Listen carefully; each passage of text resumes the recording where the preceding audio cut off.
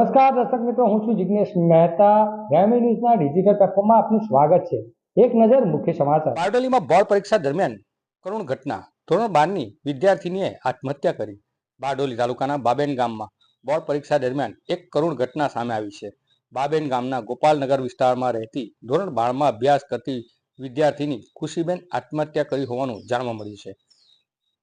માહિતી મુજબ ગત રોજ તેનું કેમિસ્ટ્રીનું વિષયનું પેપર હતું. વિદ્યાર્થીનીએ આ વર્ષે બીજી વખત બોર્ડની પરીક્ષા આપી રહી હતી.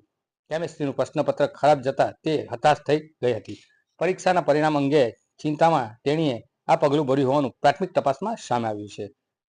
ઘટના બાબેન ગામના ગોપાલનગર વિસ્તારમાં તેમના નિવાસ સ્થાને જ બની, જ્યાં ખુશીબેન પોતાના ઘરના બેડરૂમમાં જ પંખા સાથે દુપટ્ટા બાંધી આત્મહત્યા કરી હતી. બનાવની જાણ સ્થાનિક લોકો અને પરિવારજનોમાં શોકની લાગણી છવાઈ ગઈ છે. ઘટનાની જાણ થતાં પોલીસ ઘટના સ્થળે પહોંચી વધુ તપાસ હાથ ધરી. સમગ્ર પંથકમાં આ દુઃખદ ઘટના બનવાથી લોકોમાં શોક વ્યાપી ગયો છે.